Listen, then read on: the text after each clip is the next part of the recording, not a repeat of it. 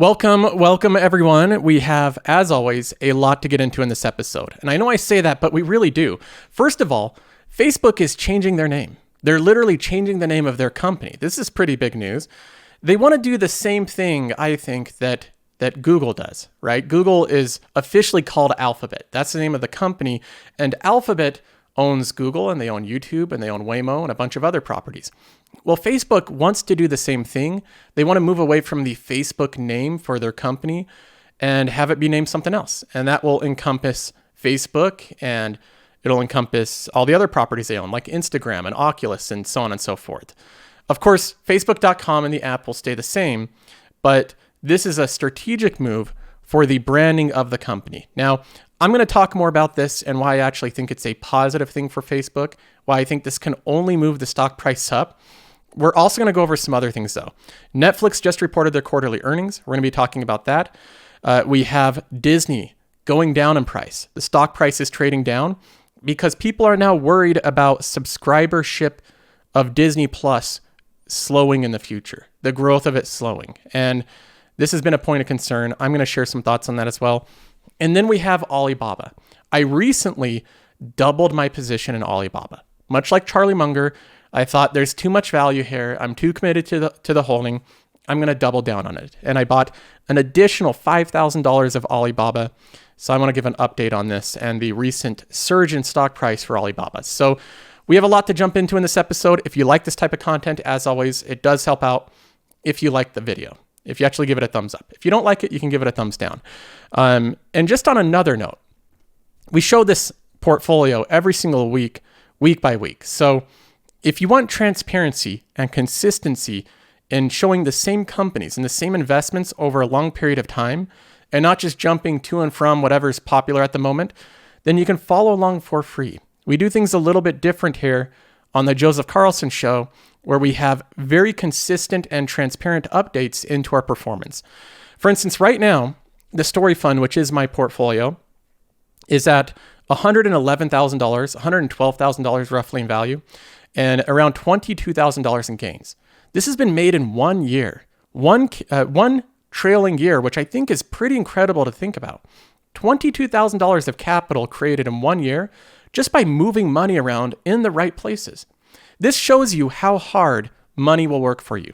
It works incredibly hard. This is like a part-time job. People go to work for 20 hours a week for an entire year to earn this much money, and this was made by moving money around in the right places.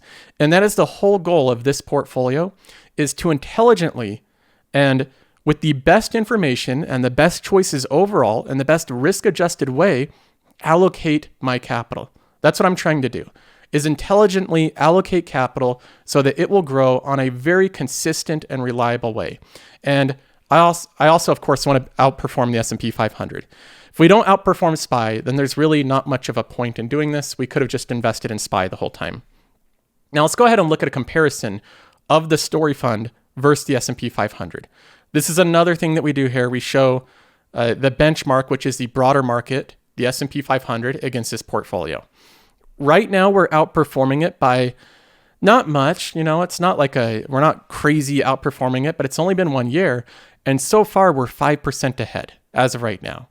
It's been a little bit shaky. There's been periods of outperformance and underperformance. But as of right now, we have a little wiggle room. We're a little bit ahead of the S&P 500. Part of that has been some stocks that have really taken off over the past week or so. A lot of the companies that I'm picking have frankly done really well. And very few of them have done very poorly. One of them that has done poorly was Alibaba. And I'll get into this one later, but I'll go into why I doubled down on this one and kind of the recovery of it in a bit. But before we get to Alibaba and before we get to Netflix, I want to talk about Facebook. We have to get into this. Facebook, as you may have heard, is planning to rebrand their company with a new name. Now, don't be mistaken. They're not changing Facebook.com. Like when you go to Facebook or the app, that's not going to be changing. But the actual name of the company that owns all these assets like Facebook and Instagram is going to be changed. And there's different takes on this. Mine is that I don't think this can harm Facebook as a business. And in fact, I think the only outcome is that this will be neutral and have really no effect or a positive effect. That's the only outcome. If you look at Facebook as a company and you ignore all the emotional stuff tied to it, all the Congress, all the studies that their products are harming children or they're not harming children, what have you, all that type of kind of fuzzy news surrounding Facebook and the branding of the company, and you just look at it through a numerical, right, the numbers of this company and the fundamentals of it, the fundamentals are as strong as it can get. This is a tool that I created. It's part of the Patreon if you want to try it out, but it shows some of the fundamentals of Facebook. The trailing PE ratio is 25. The price to sales is 9. It's being traded like it's a retail company when it's a software company with high margins. The enterprise value to EBITDA is 17. I mean, these are crazy multiples for a fast-growing tech company. Look at the revenue of this company. The revenue growth is staggering. It's like tripling its revenue over a 3-year period. You can look at the EBITDA growth. That's great as well. I mean, just look at these numbers. You can look at the free cash flow growth. We can look at the net income growth. Everything with this company is growing very fast. And then the shares outstanding, keep in mind, this doesn't start at 0. So it starts at 2.8 billion shares, but it shows a strong trend that the shares outstanding are going down, meaning Facebook isn't diluting shareholders. They're doing share buybacks. They're increasing shareholder equity just by owning the stock. You own a bigger portion of this company.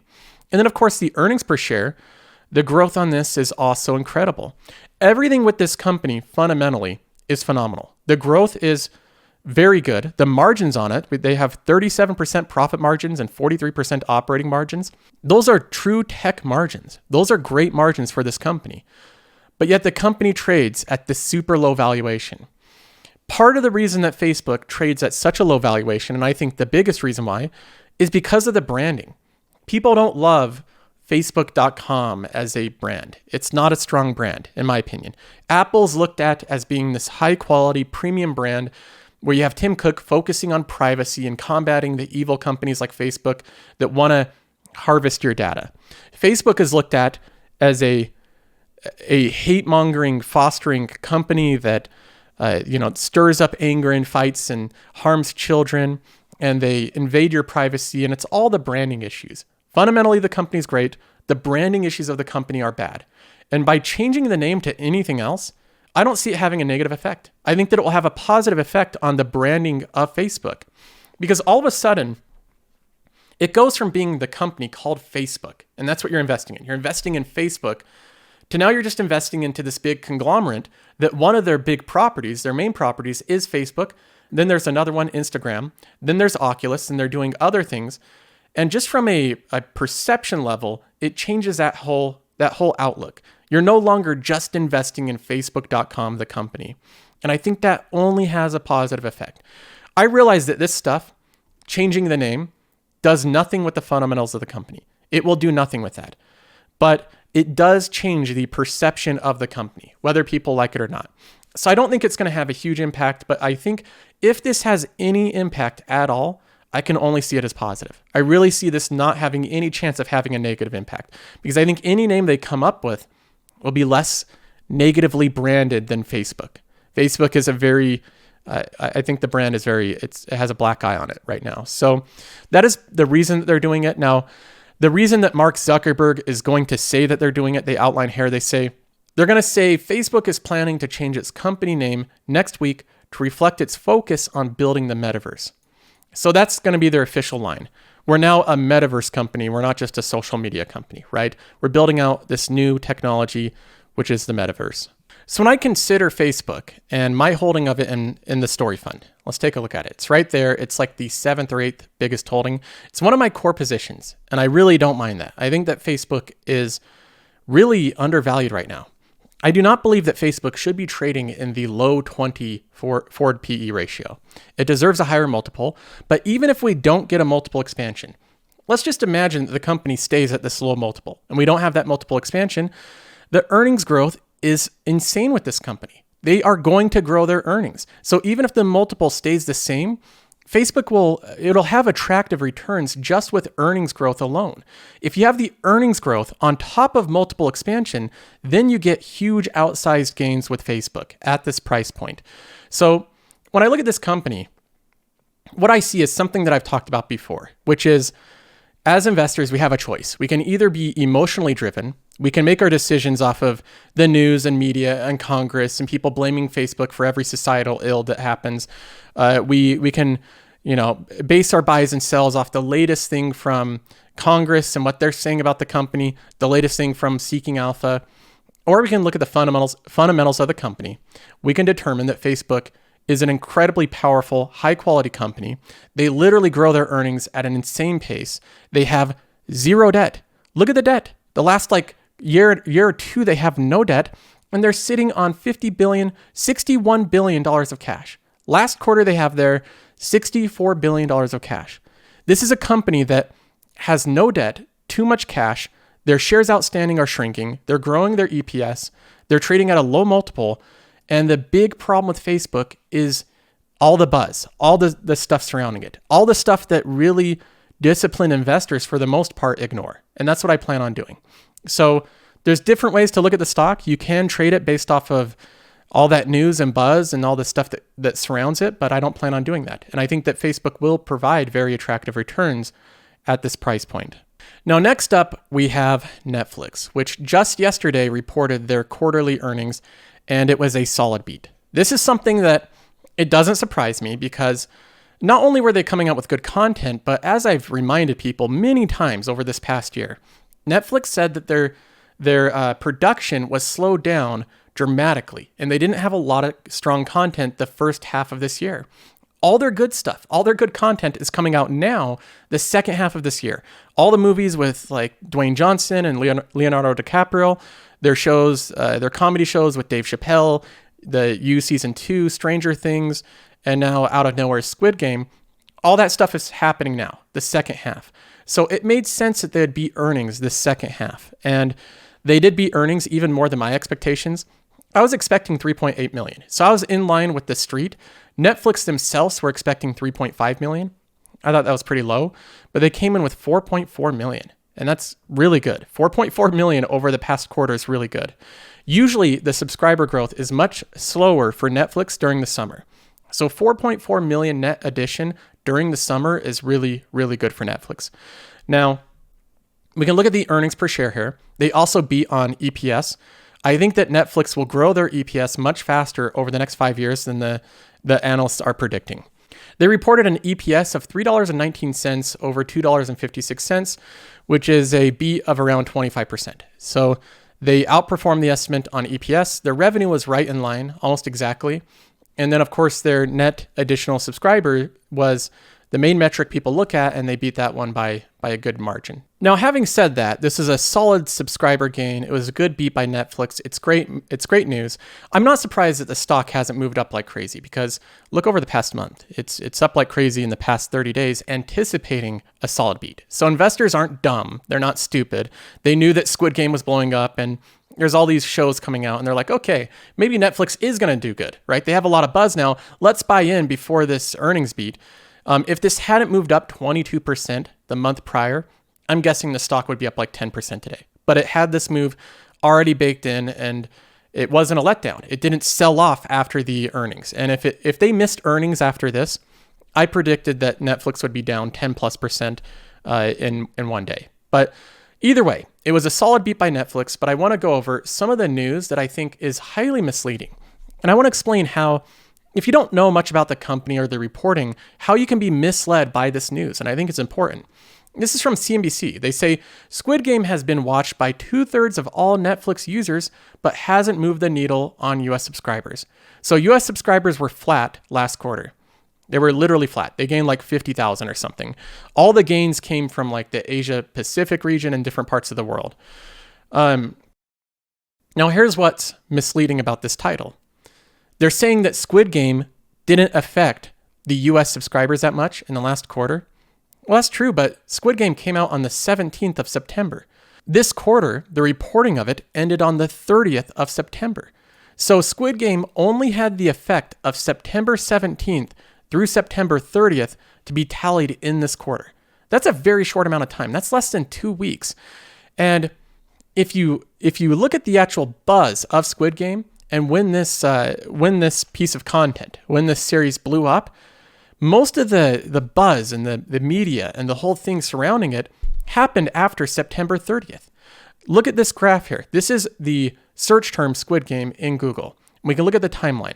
Here is September 26th, September 27th, 29th, 30th. This is when this quarter ended. That's when the count ended for subscriber gains.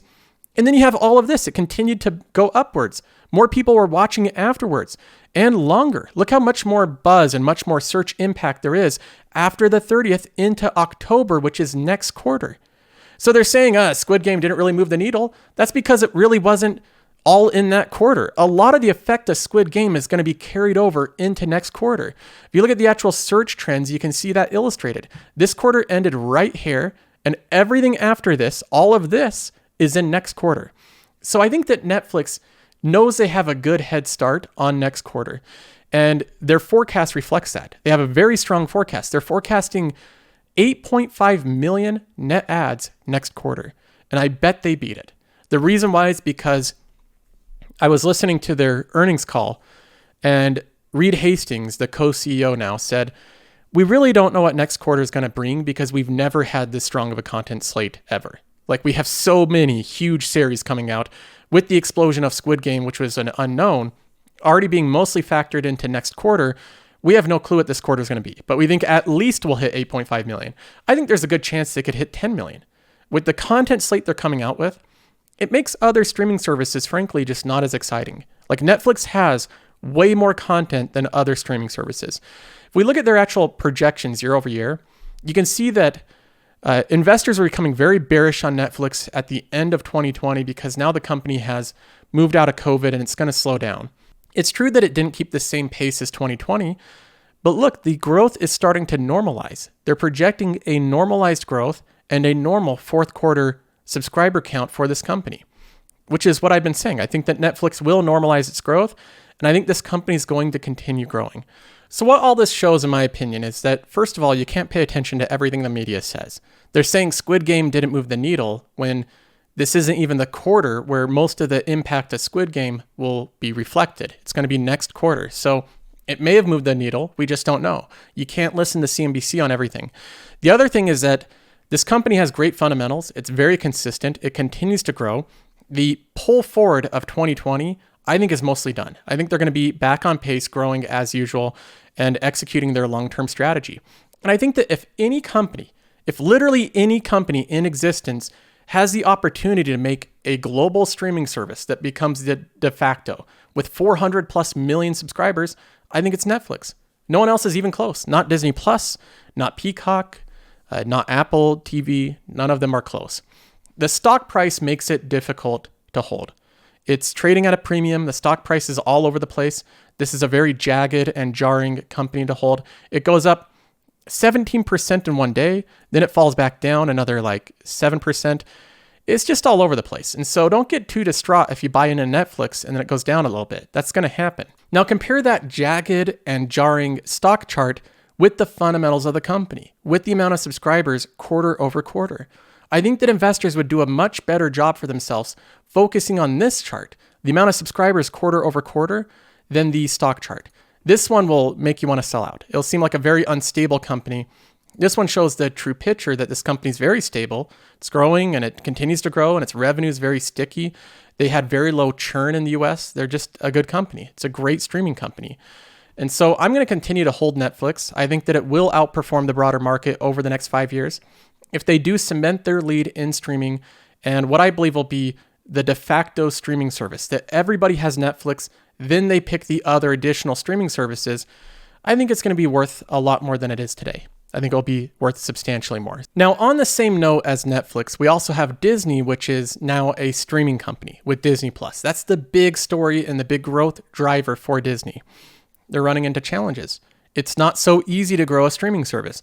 Disney had their astronomical first year with the COVID pandemic, their cheap price streaming service and their library of content, and the Mandalorian series, which was a knockout hit. They were lucky to get that. It was a massive success. All the things happened in the right way for Disney in 2020. It really was put together in the right way.